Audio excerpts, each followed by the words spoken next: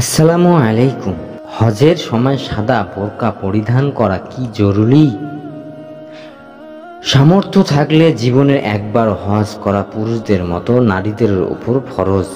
হজের মৌসুমে হজে যাওয়া আসা খরচ সহ সফর থাকাকালীন দিনগুলোতে তার ও পরিবারের লোকেদের স্বাভাবিক খরচের ব্যবস্থা থাকলে, দৈহিকভাবে হজ করার সক্ষমতা থাকলে এবং হজের সফরে সাথে যাওয়ার মতো মাহরাম ব্যক্তি থাকলে নারীদের হজ সামর্থ্য প্রমাণিত হয় এবং হজ ফরজ হয়।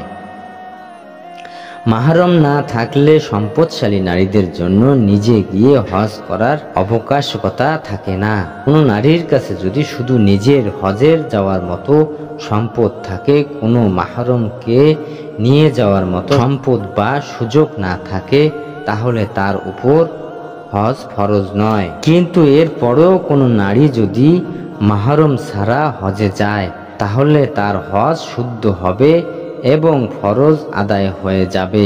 হজ ও উমরার এহরাম নারীদের জন্য সাদা বোরকা পরিধান করা জরুরি নয়, বরং তারা স্বাভাবিক সময়ের মতো কালো বা অন্য যে কোনো রঙের বোরকা পরিধান করতে পারেন। তবে অন্য সময়ের মতো এহরাম অবস্থায় বোরকার রং বা ধরন এমন হওয়া উচিত নয় যা আলাদা আকর্ষণ তৈরি করে। হজ ও উমরার সময় নারীরা হাতে ও পায়ে মোজা পরিধান করতে পারবেন।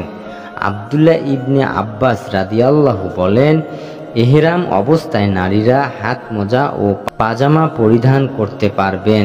সাদ ইবনে আবি ওয়াকাস রাদিয়াল্লাহু থেকে বর্ণিত হয়েছে, তিনি বলেন, মেয়েদেরকে এহরাম অবস্থায় হাত মোজা পরার নির্দেশ দিতেন। এহরাম অবস্থায় নারীরা স্বর্ণ অলংকার পরিধান করতে পারবেন। হজ ও উমরার এহরাম বাঁধার পরও নারীদের জন্য স্বর্ণ অলংকার ব্যবহার করা নিষিদ্ধ নয়, জায়েজ। প্রখ্যাত তাবী নাফি রাহমাহুল্লাহ থেকে বর্ণিত হয়েছে, আব্দুল্লাহ ইবনে ওমর রাদিয়াল্লাহু আনহুর স্ত্রী ও মেয়েরা এহরাম অবস্থায় সোনা রূপের অলংকার ব্যবহার করতেন। আমাদের বুঝে শুনে ইবাদত করা উচিত। জাযাকাল্লাহু খায়ের।